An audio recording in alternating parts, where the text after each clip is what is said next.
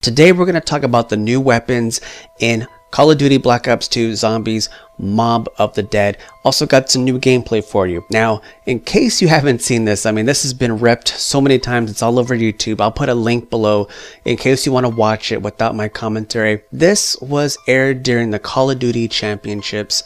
It was Xbox exclusive, so unless you're on Xbox, you couldn't see it at the time. But everyone, made a copy and it's on the internet. What we're going to do is I'm going to be pausing some key points and, kind of give my input on them, and maybe you guys might notice some stuff. So first thing we notice is there is a new updated HUD heads-up display for Mob of the Dead. The graphics look slightly different, some small unique changes, but it does take place in the 1930s. Now we know we're getting the Tommy gun and the Uzi. Now they showed us a new weapon called the Blundergat. And this is a Civil War era type weaponry. There may be some more. And apparently the lore is that the Warden was a collector of Civil War weaponry. And they actually showed it in its normal state and pack-a-punched, and it looks as if it has 4 shells and it pretty much destroys anything, but obviously you can see how slow the reload is. There is a large zombie and he's going to be a lot harder to take down, and I think he's just there to sort of keep you moving around. He's in there very much like Call of the Dead. This is a Warden, and what he does is freeze the perk machines. There was a lot of work put into this map. The developers went to Alcatraz Island. They traveled to San Francisco. They spent a good amount of time there inside the actual prison, getting a feel for it. And so there's going to be a lot of detail. It's not just something that they looked up on the internet. There's authentic detail. The cell blocks have the correct names.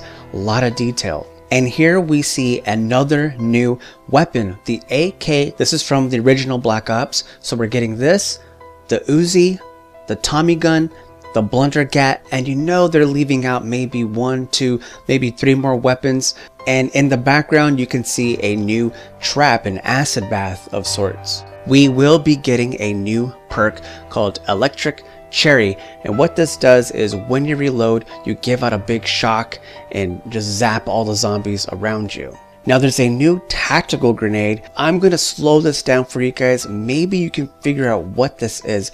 It looks very weird. The character, the person playing the game, somehow is able to pull the nuke towards them, and when the nuke flies towards them, you see that there's a handle on it, like there's something stuck in it.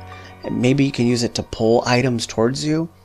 I'm not sure what's going on. I'm not even going to pretend to know what's going on here. Then later on we see a tomahawk. Now is the zombie throwing this? I don't know. It's kind of hard to tell what's going on here. If the zombie threw this, if the player is bringing it back towards them. No idea.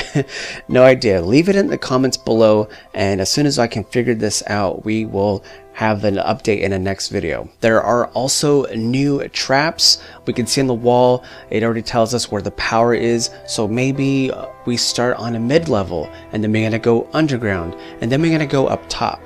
Speaking of going up top, part of the story, and it kind of seems as if they revealed a lot to us, but I know they wouldn't do that. Part of the objective is to build a plane. You find all the parts all around the prison, you build a plane on the roof, and you fly and you get away. Can you actually get away? Will this be the first zombies where you can actually escape, where there's actually an ending? That's kind of hard to believe because Zombies has never had that. It's always been how far can you get, and then you can brag to your friends at what round you made it to. Now I try to make out some of the notes here. I'll pause them on the screen for you guys. Top left here we see escape plan. Step 1, find the Warden's key. Step 2, get the plane parts. Next, build a plane on the roof.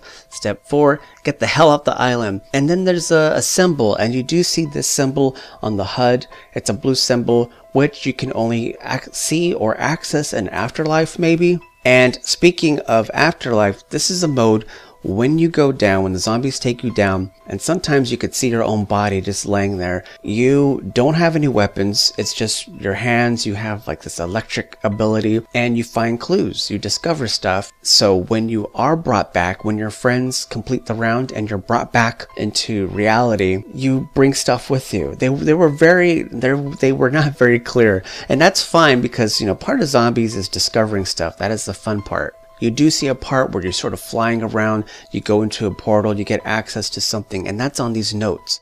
What are these notes? Do you find notes all around the prison? I don't know. And then right here, you can see the various pieces and parts they've sketched down to create the plane. There's a little saying on the bottom left, "A cat has 9 lives."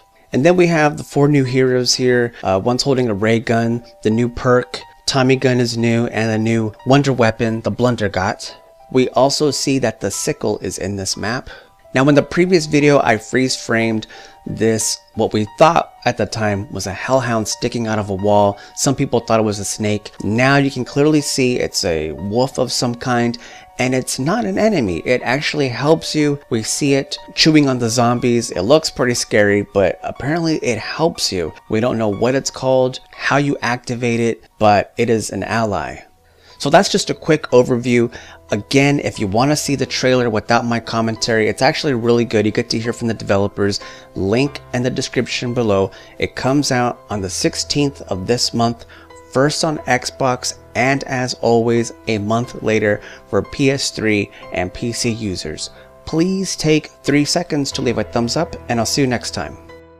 And finally, Studio, the Firing Range remake. Personally, this was one of my favorite maps from Black Ops. Obviously, a lot of you guys liked it, so they decided to remake it. I did something special for you guys. I'm going to shut up, and we're going to watch a side-by-side comparison of the old and new versions.